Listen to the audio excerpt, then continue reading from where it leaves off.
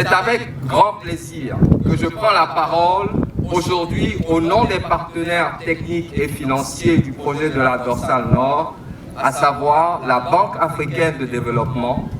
l'Agence française pour le développement, l'Union européenne et la Banque mondiale. Permettez-moi tout d'abord de saluer ce moment historique où les pays du centre-nord, Niger, Nigeria, Bénin, Togo et Burkina Faso, et le système d'échange d'énergie électrique ouest-africain,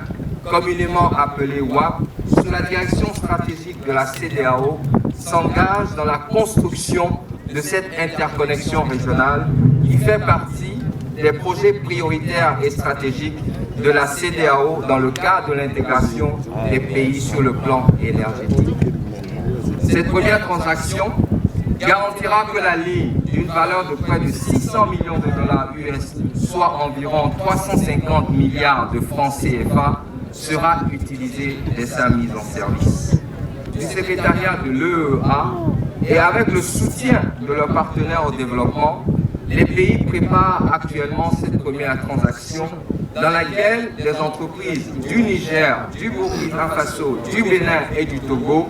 achèteront conjointement de l'électricité auprès de producteurs nigérians qui seront sélectionnés de manière compétitive.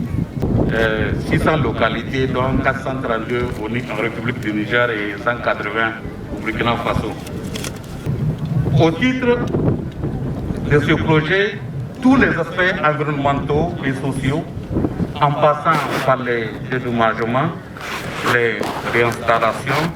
les aspects institutionnels et le renforcement de capacités, ont été pris en compte avec le respect des normes internationales. L'une des plus grandes problématiques de l'Afrique en général et de notre sous-région en particulier demeure l'accès à l'électricité. En effet,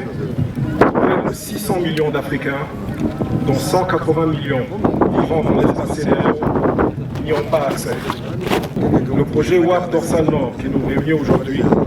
est un projet qui vise à relier le Nigeria, le Niger, le Burkina Faso, le Bénin et le Togo par une ligne de transport haute tension 330 kV afin de faciliter un échange d'énergie électrique initial estimé à 430 MW à partir du Nigeria, qui pourrait atteindre plus de 600 MW dans les 5 à 10 années après sa mise en service. Donc 420 km sur le territoire nigérien, de la frontière du Nigeria à la frontière du Burkina Faso, avec une bretelle de Zabori à Malanville au Bénin. Deuxièmement,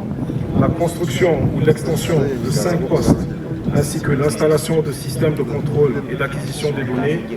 et de câbles à fibre optique le long des lignes. Troisièmement, l'électrification de 611 localités de part et d'autre le long de la ligne, dont 432 localités au Niger et 179 au Burkina Faso. Cet important ouvrage, financé par la Banque mondiale, dont la mise en service est prévue en 2024, va concrétiser notre désir commun d'implémentation d'un marché régional de l'électricité unifié et compétitif.